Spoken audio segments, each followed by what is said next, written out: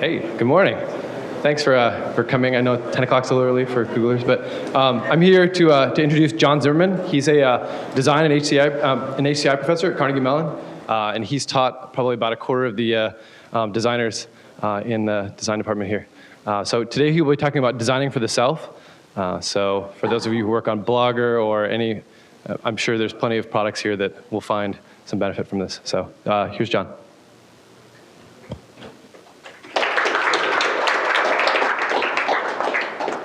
Hi, I'm very loud.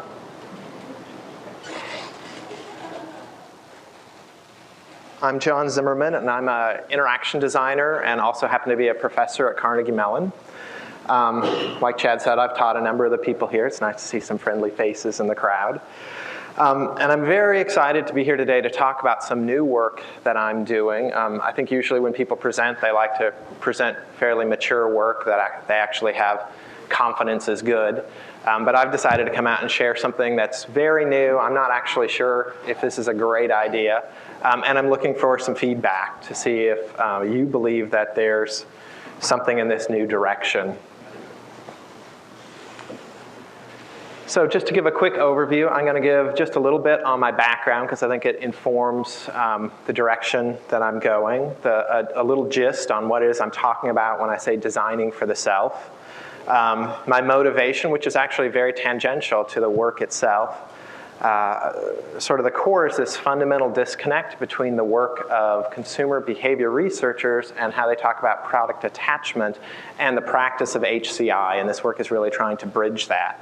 Some opportunities I see for creating new value in products, and finally, how I've tried to operationalize these theories in my own design practice. So my background is actually as a filmmaker. I think if you talk to a lot of interaction designers, they come from something radically different. Mine is film.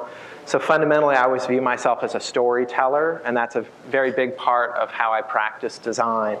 I moved from filmmaking to interactive multimedia back in the days of CD-ROMs, when that was sort of the latest and greatest thing. Did a bunch of early websites back before there were tables in HTML and before Photoshop had layers. So the really early days. Spent a number of years at Philips Electronics doing interactive television. So it was really trying to take what I knew about storytelling and see if we could apply it to research projects.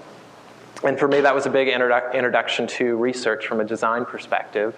And then more recently, I've been at Carnegie Mellon working on interaction with intelligent systems. And this work's actually very tangential to my work on intelligent systems, but I'm trying to find a connection to bring these two themes together. So I just want to take a moment to set the stage, to give an idea of what I'm talking about when I'm talking about designing for the self. And the example I like to use is the grocery checker. So not the new self-checkout, but the sort of more traditional scanned checkout experience. And to me, this is an excellent example of HCI practice, where researchers went in, they sort of scoped the problem, they said, we can design a system that will make the checker more efficient and more effective, and we will get the groceries out of the store faster. So what do you get by adding an identity lens to this problem? In taking an identity perspective, you have to start to consider the worker and how does interacting with the technology make them feel like they're better at their job. So they have this identity construction goal in their work of sort of feeling like they're a good checker. Does the scanner that's been developed for them make them feel like they're better at their job? And I would say no.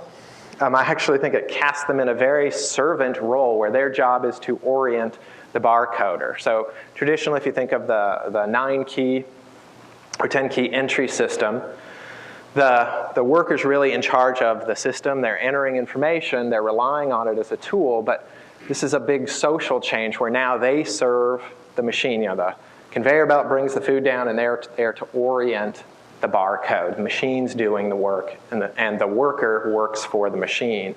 This is sort of a very negative construction, and it's done in a social environment where it's happening right in front of the customer. So now the customer gets to watch the worker serving the machine. And so I think bringing an identity construction perspective allows us to start to ask ourselves, can we design systems that improve efficiency and effectiveness, but also make people feel better about the work they're doing? This is hardly a radically new thought. If you think of the quality circles from the automotive industry, it was about getting workers engaged in what they were doing to reduce defects. How do you make them care about the work that they're performing and create an environment where the work gets done and everyone actually feels quite good about it? So motivation, what sort of sent me in this direction, and what HCI talk wouldn't be complete without a picture of the O.J. Simpson car chase.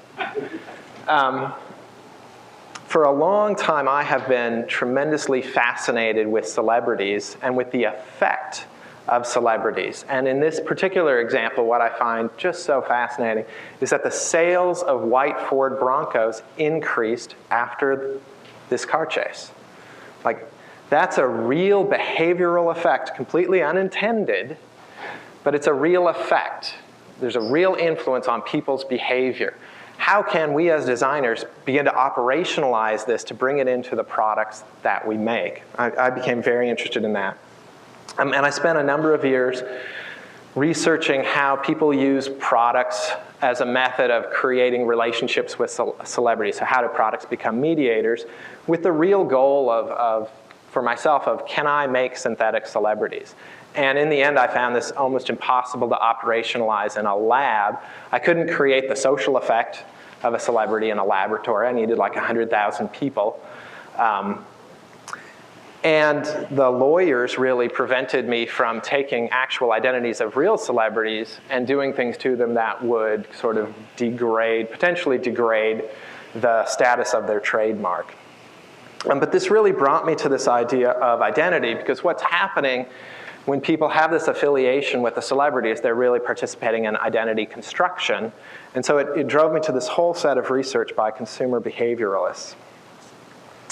So I just want to talk for a second about this disconnect. So for the last 20 years, consumer behavior researchers have really been exploring how people form attachments to products through this process of identity construction. So what are the products that they care about? What are the products that we love?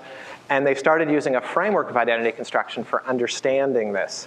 And as a designer, sort of discovering this, I'd say, maybe the midpoint of my career, was very frustrating, because while we talk about sort of making things that are aesthetically pleasing and that people will enjoy, we were never talking about this underlying theory. And I think this is a huge opportunity that has been missed. I think particularly in HCI design process, people focus on making functional interactive products and services, which is particularly important. But we actually talk very little about how we make people care about the products that they use.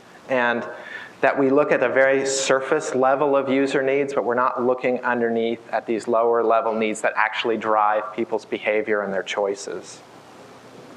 So why should you care about this? And I think the question is really framed with, where do you see the edge of HCI practice? What is it? So when I talk about HCI practice, generally I have no trouble getting people to agree that it's usability engineering. And I started my own career in interaction design in the 80s, where the idea of ease of use and making things user-friendly was what it was all about. So it comes from usability. But do HCI practitioners design work?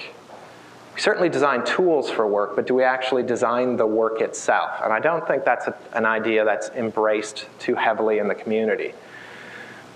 Do HCI designers design products? I would say yes, but I think that there's not quite a lot of agreement in the community on that. Do we design services? Potentially, but are they more than just sort of electronic single point of contact services? Are we talking about multiple touch points in a value chain? And do we design the resources for people to have experiences? And is experience design something that HCI practitioners should embrace? And I think this is the biggest question, because when you move back to usability engineering and even designing of work, in that space, practitioners have tremendous amounts of control. I can build something, I can force someone to use it, and I can measure its outcome. When you start to design for experience, you move much more into this horse riddle space of the wicked problem, where there's just way too many variables for you to control. You can touch a few key elements, but can you actually have impact on people's lives? And is that something people should be concerned with in their practice? So my answer is clearly yes. A number of HCI sort of leaders have stepped into this area. You may be familiar with Norman's work on product emotions. He was also talking about product attachment, but in a very different way. And while I like this work, it also frustrates me tremendously because it deals with product emotion at a very surface structure level. It's like, well, if we just make things pretty, people will like them more. So he talks about the visceral aspect, sort of this immediacy of liking, and the behavioral aspect, sort of it's this pleasure of actual use. But there's nothing underlying that. Like, what are the real motivations that are driving people's desire in this space? And I think he completely punts on reflective, saying, well, you can't really design this into a product. People either develop it or they don't. And I think the work of the consumer behavior researchers actually address this in a more appropriate way. So while I like Norman's work, I think it's great for the deconstruction of an artifact. I think it's actually a terrible model to use to try to make something. Another model you might be familiar with is work by Pat Jordan. Do you guys know him at all? He runs the Contemporary Trends Institute. He's a usability engineer, worked for a number of years at Philips.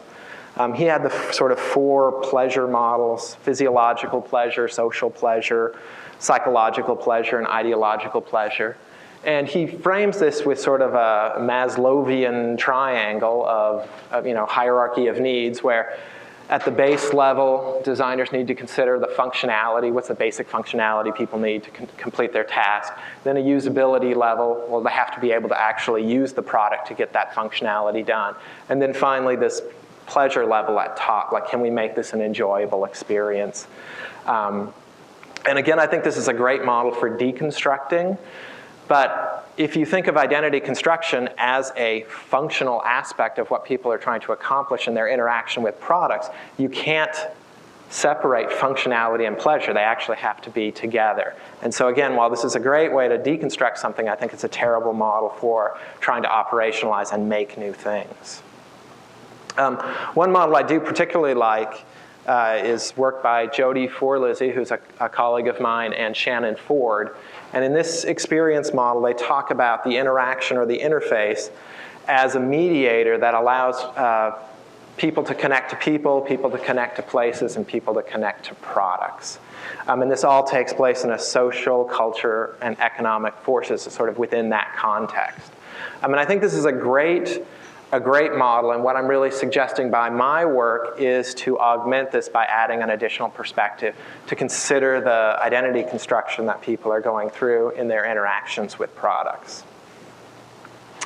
So let's get into a little bit of theory here. What can consumer behavior researchers tell us as HCI practitioners that's important? And so there's this more than 100-year-old idea that people are what they possess. And the image I chose here is of a mother and a child, and that the possession of a child is what makes a mother a mother. Fundamentally, without that, I'll call it an artifact, a kid. But without a child, is a mother a mother? Like, what gives you that sense of being, that enactment of a role? And that people really construct themselves through their possessions, that we decide who it is we are and who we want to be and who we were through the things that we collect around us. And finally, it's the idea that people form very strong attachments to products that represent who they are right now and who they were. And what is meaningful to us is this connection both to our past and to our present. So Russell Belk in 1988 wrote a seminal work dealing in the space of identity construction and products called Possessions and the Extended Self. And those of you that have sort of had maybe a lot of sociological training may have encountered this. But it's the idea that people extend themselves through their possessions. And so you can think of starting at your body. Is your body yourself? You know, if you cut off your arm, is that yourself now that's removed? Or sort of, where are you? And really talking about a self in a Margaret Mead sort of way, where the self becomes this other. And you can have a conversation with yourself, get outside yourself. And what is it, you know, where are you and where is the self in this construction? And his evidence for this, and in sort of looking at people's possessions, were things like looking at people that had lost all of their possessions in a fire. And who are you after that? Do you have this actual loss of self through a loss of physical possessions? Who are you after a loss of a spouse, after a loss of a child, after the loss of a parent? Even when you move away from your home with the loss of a place. How does that affect who you are? And that fundamentally we're more than just sort of this bag of meat, but that we're this cluster of all the things around us that we extend ourselves to. And he builds his model on Sartre's 3 states of existence of having, doing, and being. I mean, I think this is a particularly good model as we think about HCI practice. So people have products, so I have my laptop here, to engage in doing. So I have it, it allows me to do things, and in both having and doing, I understand who I am in relationship to the product. So people have imagined conversations with themselves. What would it be like to use this product? Who would people think I am if they saw me using it? And then they have the real social construction of going out into the world and using the product and having people react to them differently based on that, and through that they create a sense of who they are, again, in connection with the product. And that's where these attachments come from. And again, as a designer, this is not what we discussed in design school about how to design products. That was all about helping people understand who they are. Some early work by Erickson and some more recent work by Klein, and Allen frame this in terms of life narratives and sort of how products situate in there. And there's sort of a lot of work in this space that's looking at people's prized possessions or most loved objects, and that's a great perspective for understanding the theory. But the life narratives approach is really the idea that people have a current understanding of who they are, of who they were that they want to hold on to, and who they were that they would like to discard. And that in sort of getting rid of products from our past, we're actually discarding the parts of ourselves that we no longer want to associate with ourselves. And by holding on to certain artifacts, sort of in that form of attachment, we're defining who we are in the past. So we're not just constructing our future, but we construct our past as well. And so how do you design a product that allows itself, through its use, to reframe who you were? I think is a great opportunity. But it really brings this idea of products as symbols of people into view. And the Klein sort of extended this work, really digging into this idea of loved possessions. And they looked at the scales of affiliation and autonomy and could begin to plot product attachments in a 3-dimensional space, looking at does it bind you to a group? So is this product like we or not? Does it actually make you feel not affiliated with certain groups? And does it give you a sense of autonomy? And when they looked at the possessions people loved the most, they often had both a high quality of affiliation and a high quality of autonomy. So if somebody could find a perfect gift for you, it would be a gift that reminded you of your affiliation to a group that you care about, but also had a personal aspect of who you are within that group. And these are all linked to the past, that the attachments are to who we are now and who we were, but we don't collect products and we don't have strong attachments to who we might become. The Kleins, working with Curran, also applied social identity theory in looking at product attachments, and this really takes a role-centric view. So thinking that people enact a whole bunch of different roles in their lives, how does this play a part in the products that we choose? And the core elements are the social roles that we enact, the social identity, and the ideal identity. Now I just want to break this down for a second. So a social role, for example, like a college student, you're going to become a college student. people have this imagined idea of what does it mean to be a college student made up of all of the examples, both positive and negative, they have encountered up to the point that they enact this role. And that for them becomes, what does it mean to be a college student? In addition, they have a social identity, which is who they think they are as a college student, and that's both sort of all their positive and negative qualities. You know, I'm a procrastinator, I'm a hard worker, it's sort of all of the things that they feel about themselves, and generally that's very close to the social role because they want to be recognized in the role. In addition, they have an ideal identity, which is who they really desire to be in that role, sort of without all of their neuroses. But this is really what I'd like to be like. And often that's very unclear, and often it can have very contradictory aspects. So as a college student, you may want to be the person that's always partying and the person that's getting straight A's. And they can be mutually exclusive, and that's perfectly fine because it's the ideal, and it's not necessarily achievable. And maybe not even desirable once they really begin to think about it. And so in looking at product attachments, the Klein and Curran ran a number of studies, and what they were showing is that the attachments people develop to products, and in this case I'm really talking about people in their lives, their own physical possessions, and the places they inhabit, aren't to the core self, but they're actually to the social identity and ideal identity mapped to the specific roles that people enact. So as you enact different roles and a specific role becomes important to you, that's when somebody creates a social identity and an ideal identity. And if you want to get new products into people's lives, if you want to influence what is selected, you know, as they're moving through Walmart, what are they pulling off the shelf, or as they're going on the internet, what services are they choosing? This is the place. What's the connection that you're making to somebody's social identity and ideal identity? That's what brings the product into their life. As they develop a relationship, if it becomes meaningful to them, that's where the attachment comes from. So just trying to put it all together, sort of looking at the models of this social construction process of identity construction, the products play a tremendously passive role. They're picked and used by people, but they're not sort of active participants in the process. And that people really possess them in order to use them and to become who it is they might be. And that attachment really forms through the construction of the life narrative, so it's actually through the use, but it's also in the reflection that we create the stories as we reflect back on what's happened in our lives, and that the meaning often comes from looking backwards. Attachment comes through the channels of affiliation, so does it bind you to a group, and from autonomy, both very important and they can be combined together. In general, this doesn't go into the future. This is very much grounded in the present and the past.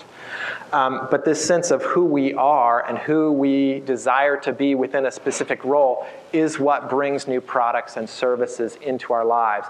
And so as a sort of new product developer, that becomes the gateway to get in, but can you also design things that pick up the back end that allow for this form of strong attachment? And I just love this quote from Fight Club. You are not your car, you are not your bank account, you are not the contents of your wallet, you are not your grande latte, you are not your khakis. Because I think there's sort of this movement of sort of trying to get people to reject these marketing messages, you aren't these things. And yet the research is really revealing you are, but that you're actually a very active participant in constructing them. And you are more than your khakis. You are the constellation of all of the products that you have selected and brought into your lives. And that, in a sense, people are very much creating individually who they are and who they want to be. So going back to the model of experience of thinking of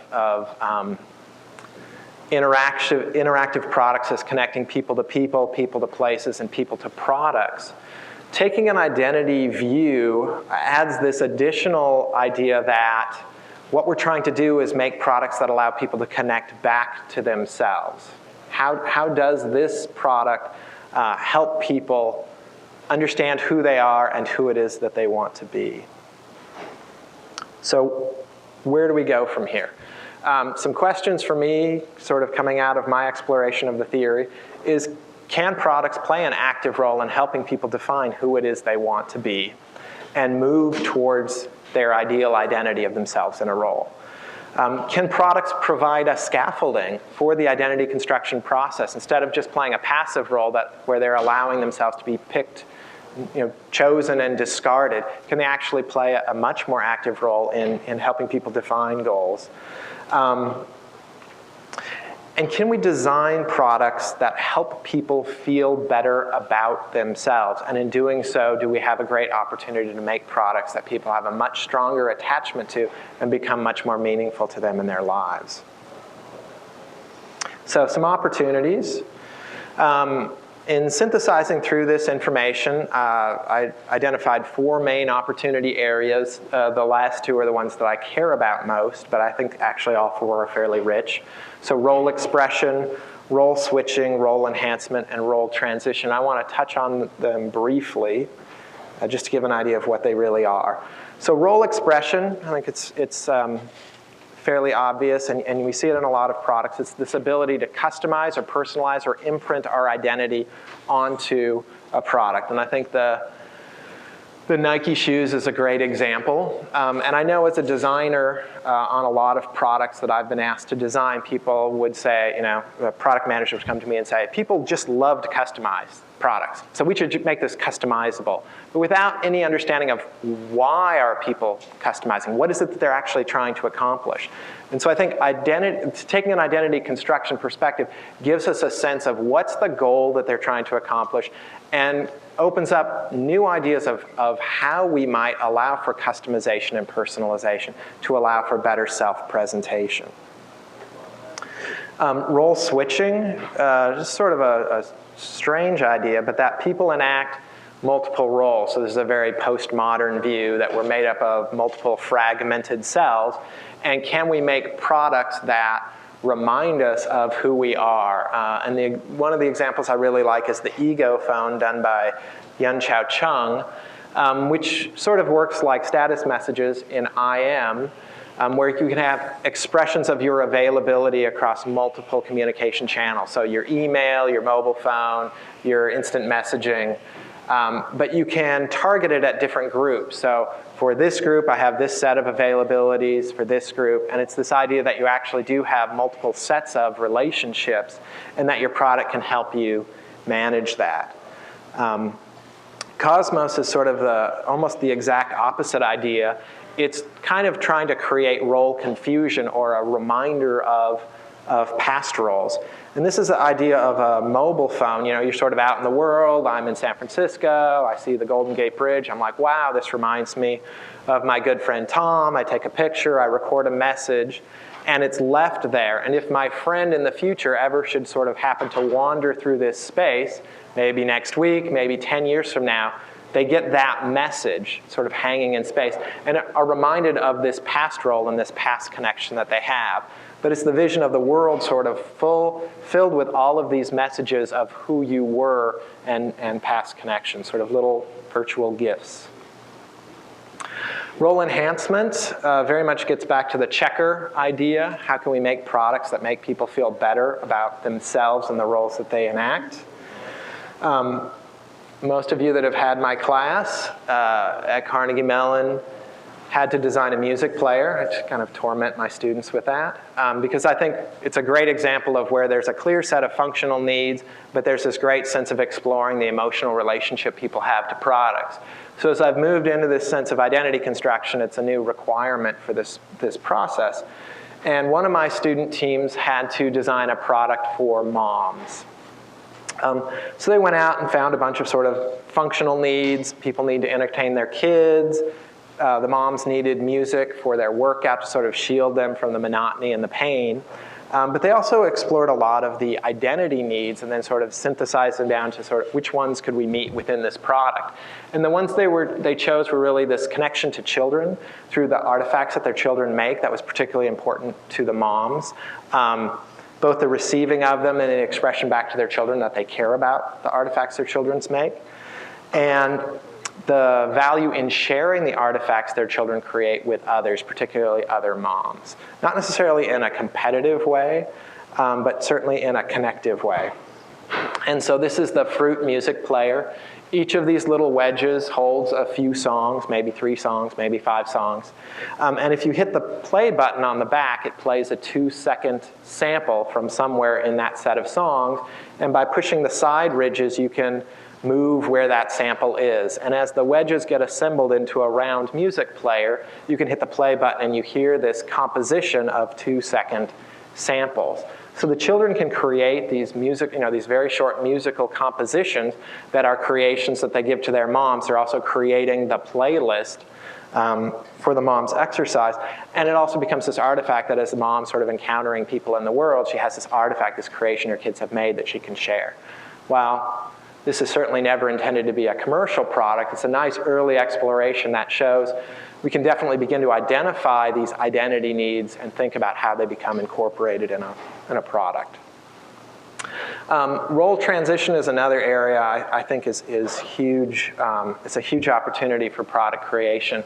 And examples of role transition, so high school students who have to shed their high school identity and discover who it is they want to be as a college student. A couple that has a baby and suddenly has to understand who they are as a family. Smokers giving up smoking and trying to decide who they are as a non-smoker and how does that impact their sense of self. Adult children who have to take on the role of caregiver and their elder parents have to take on the role of care receiver after a lifetime of playing the opposite roles. This is a particularly difficult transition and full of a lot of anxiety. And in general, the 3 main triggers are times of life, sort of you grow into them, life events, particularly like an elder going into decline, birth of a baby, death in the family, diagnosis of cancer, and then personal choice, change of career, change of a personal habit, a new affiliation. And in sort of looking for products in this space, there really aren't a lot. I think it's completely untapped. So for people that are particularly struggling or just having a lot of difficulty with the transition, there are things like therapists, life coaches, and support groups to help you deal with the transitions. But that sort of deals with the extreme edge. There's all kinds of people that sort of flounder through but successfully make the transition. There's professional groups and social organizations that particularly deal with creation of new affiliations. And more recently, and maybe more relevant to the work you guys do, there's a lot of people using personal web pages, web blogs, even social networking software to create potential digital selves of who they might be and putting them out as trial balloons to see how people react to them. So it's sort of looking at all of this theory, looking at all of these opportunities. In my own design practice, I've been trying to figure out how do we operationalize this? How do we actually design with this idea of the identity perspective or designing for the self? And I just want to share a few insights from the work I've done, and I'd be curious about how you think this might influence the kind of work that you're doing. So the first project I want to talk about is called the Digital Self. And we're tracking first-year college students as they come in and they have to shed their high school identity and discover who they might want to be as a college student. And I chose this for a number of reasons. One, it's a fabulous transition in that people are super excited about it. They're just ready to embrace this transition. They're so happy to shed who they were as a high school student, and they have these great expectations of who they might become. It also helps that I'm at a university where every year I have a whole new group of first-year students coming in. So ease of my research definitely influences this. So I'm tracking 20 students right now through their first year, for their first semester at least, looking at how they create these experimental digital selves, test them, and move towards who it is they might be as a college student. And the focus really here is, can we design products that help scaffold this transition process? And so just as a focus setting going into this, we came up with a bunch of product opportunity ideas. So a mobile content acquisition device, so sort of where are people when they have ideas of what they want to put in one of their digital selves? What are the resources they have around them to capture it? How do they want to handle the media? The construction of a digital bin or pasteboard where they can put their collection of artifacts that they might want to share, give them a space to work. Particularly for social networking sites and personal web pages, a history that helps them reflect how they've changed. These products generally just capture who you are in the moment. And in addition, sort of by understanding the process, can we give the students content acquisition exercises that help them more fully explore who it is they might be and actually improve the quality of experience of making that transition. So we're doing very traditional user-centered design, conducting interviews, and we're every week capturing images of their digital selves, looking at how they change. And the interviews have been sort of very interesting in that what we see in the digital selves and what we see at the interview are not always the same. But the tool that's sort of proven the most interesting is we're having them take a lot of pictures of trying to get them to express who they are in a very quick and easy way. So we ask them every week to take 3 pictures of things they think people associate with college students. And that helps us understand what do they think the social role of a college student is, and does that change over time? They also take 3 pictures of products people associate with college students that they would never want associated with them. And that gives us a view sort of both on the social identity and the ideal identity from the negative. What don't they want connected to them? We have them take pictures of stuff they use as a college student that's particularly important to them. So that's an insight into their social identity, and products that they desire. And that's our insight into the ideal identity. And we've seen some really interesting results. I'll just share some early findings. So one, this idea that the digital selves really are often not a good match to the actual participant.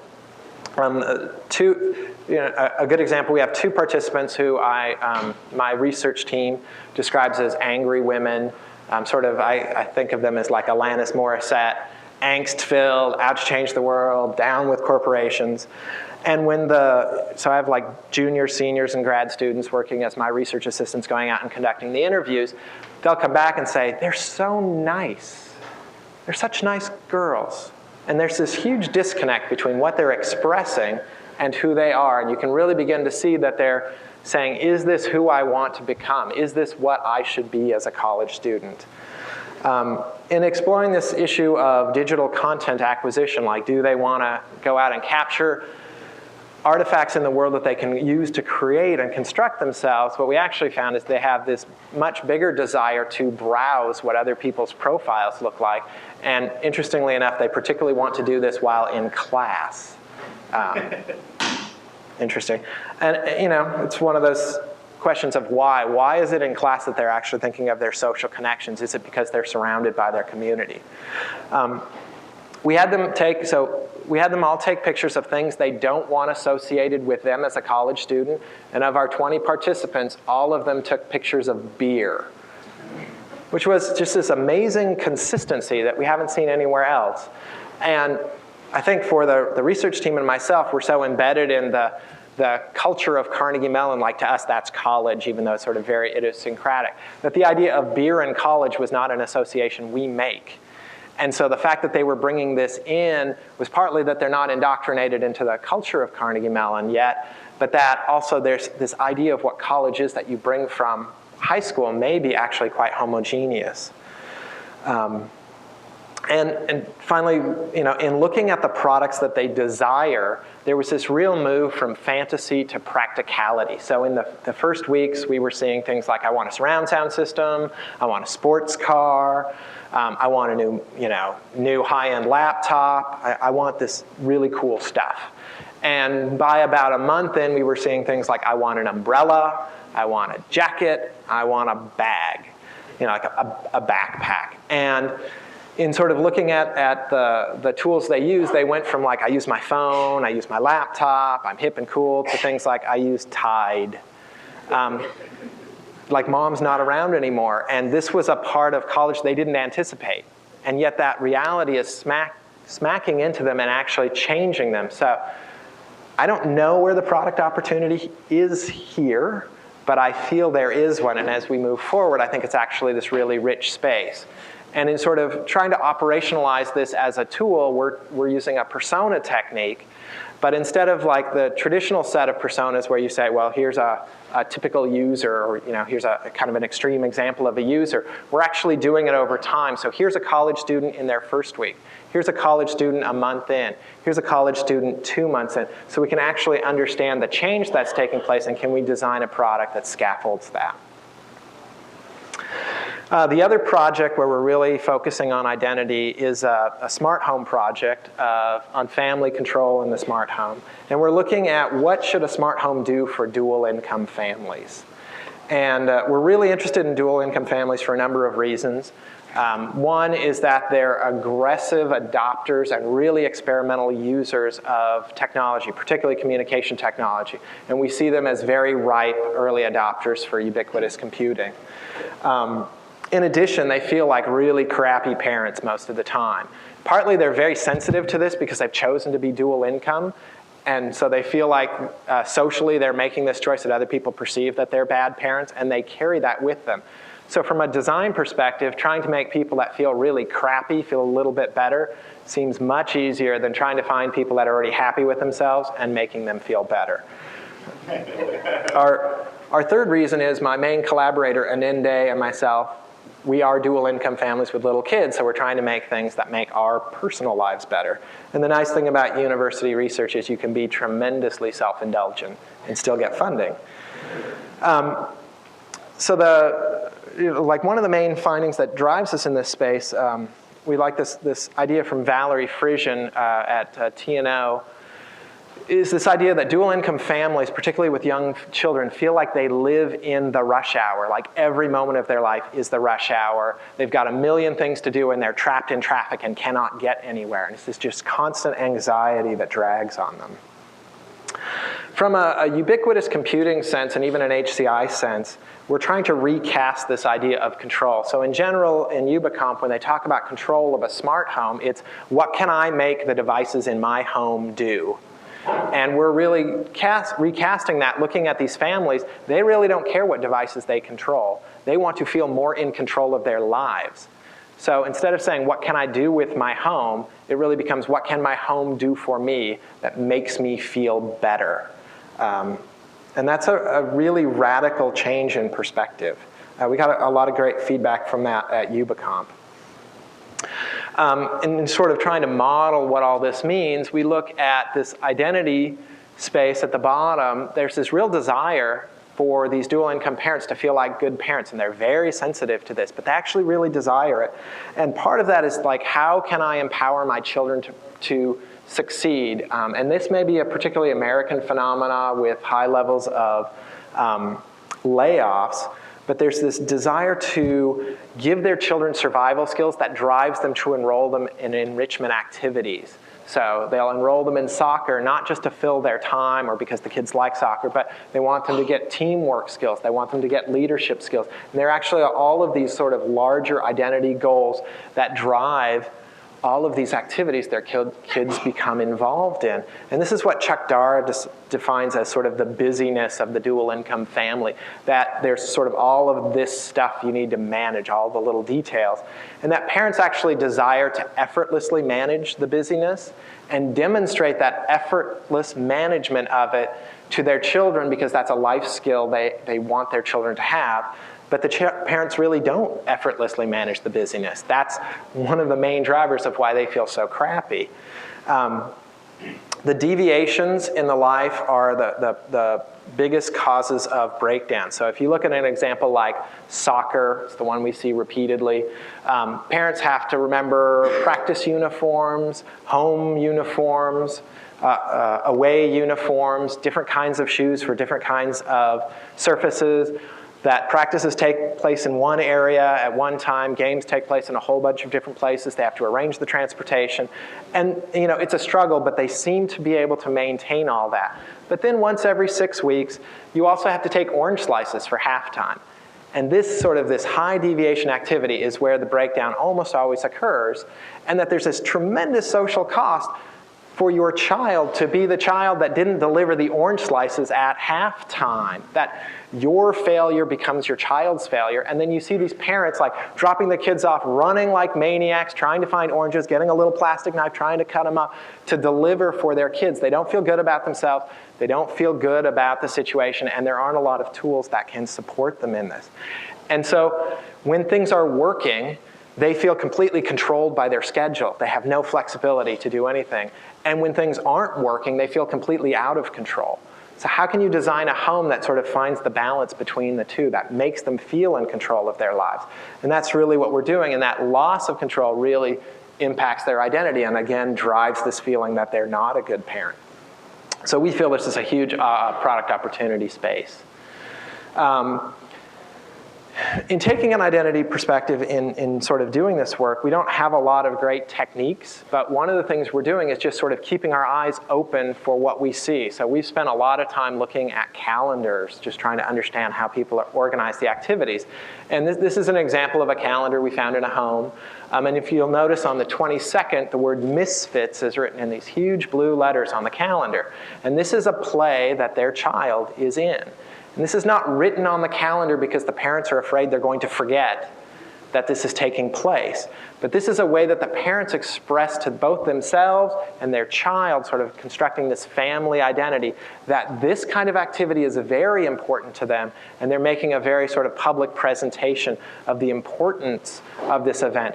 And so the calendar then goes from just sort of a marker of deviations of the things I need to remember to do, to also a place of expressing what is important to a family. And generally, that kind of idea is almost never considered by people making digital calendaring artifacts.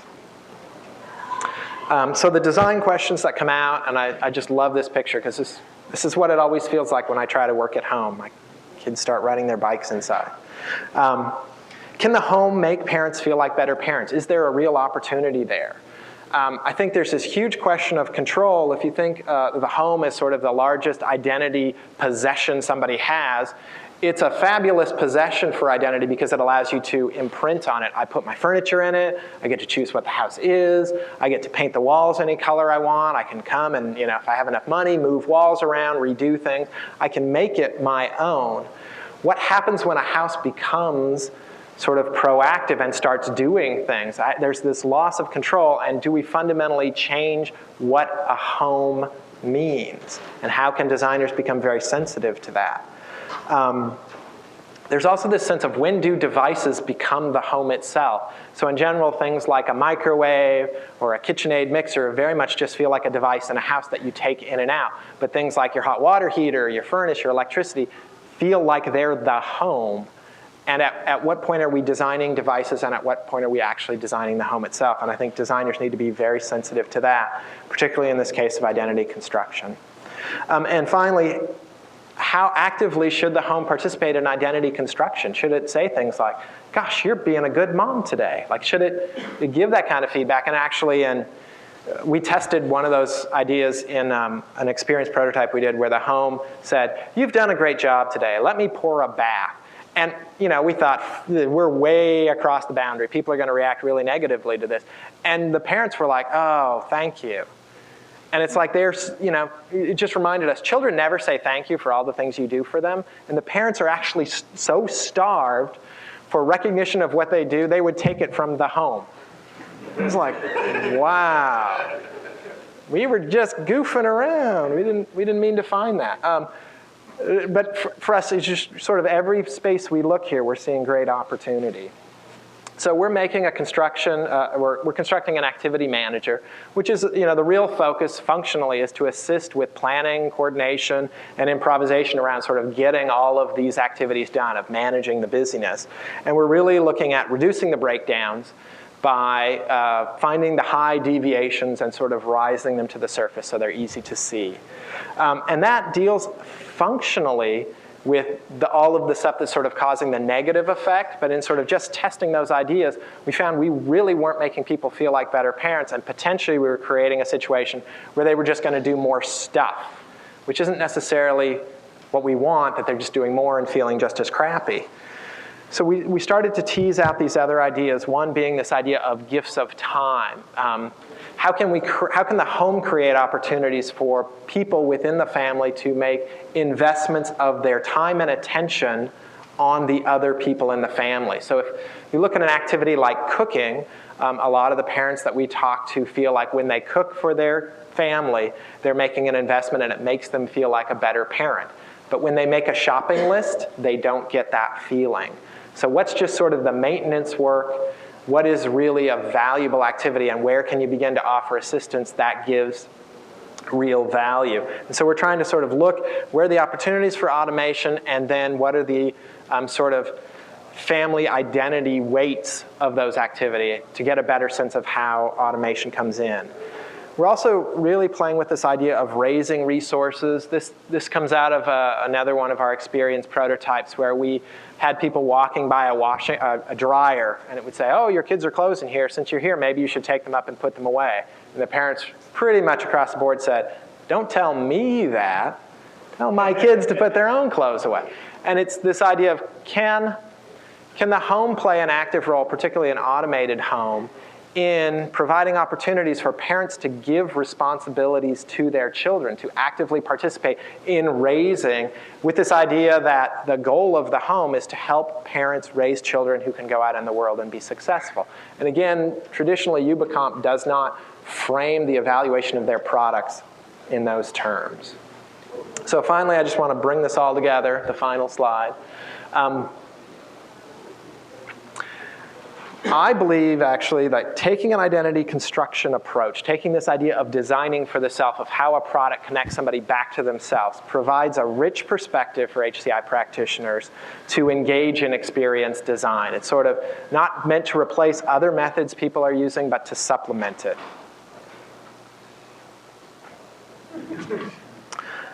And I think there's a great potential to design products and services that allow for a much stronger attachment. I'm interested in can we make the process more explicit? Can we make it clearer that people are engaged in identity construction? Can we scaffold life changes? Can we design products that help people through these transitions and therefore bind themselves to people much more strongly? And can we help people feel better about themselves in the roles they enact, both at work, where I think there are huge opportunities, and generally in their life and all of the roles they interact. And I think those are actually great opportunities. And that is it for me.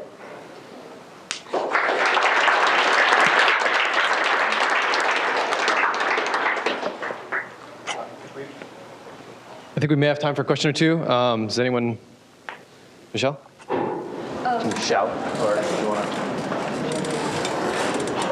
I was really interested in your mention of the home as one artifact of an identity, because I'm curious about situations where people might have different identities they're trying to either present to the world or construct as ideal ones, and what happens when there's a situation where you might want to hide pieces or more strongly present other pieces of an identity. For example, as a home, if you have a home office and you have clients coming to visit you, you're proud to be a good parent, but you might want to sort of suppress some of the artifacts that do that. Mm-hmm. So we've seen a lot of that behavior, and it's actually also very complex because particularly children, as they get older, more towards their teen years, have this desire to express their own identity, particularly in their bedrooms, in a way that the parents don't appreciate. And there's questions of ownership, of whose identity is the house, who owns it, and what's a family identity and what's an individual identity. And so we see a lot where people sort of construct very private spaces, and almost going into that space puts you in a specific role. And the home office is definitely one of those, where sort of you're not the mom when you're in there. You're sort of engaged in this worker role. And I don't know if it's possible to sort of make the home recognize the roles you are and transform the services it's providing you based on its recognition of who are you in this moment. There's also this interesting tension between parents and kids where the kids desire security, but they also desire independence, and the parents desire to take care of their kids and desire to make their kids responsible. And sort of there are these two paradoxical forces constantly competing, but that's sort of what family is, and I'm not sure it's the home's role to get involved in that big quagmire. You said that people's wish lists, the first-year students' wish list, changed over time. Do you think that's a process of the fact that they're in university and responsible for themselves, or partly the exercise of making these lists? So how much is the exercise influencing the student? Well, I think the exercise definitely has an influence. Although we try to make it open, like take a picture of anything you want. There's also a desire of people not to take a picture of the same thing. They feel this need to not keep re-representing the thing.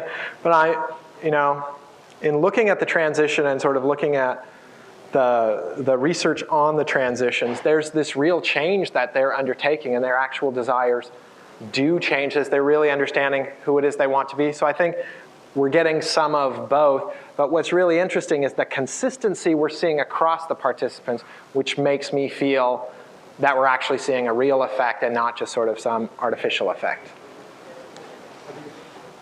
Have you thought of trying it with second years, or starting 6 months in to see if it's trying to control that? Yeah, I mean, ideally, if I can keep getting funding, I'd love to track the students through and try to see when do they slow down. What we have seen is at first we were seeing a lot of students using social networking services and IM 6 hours a day.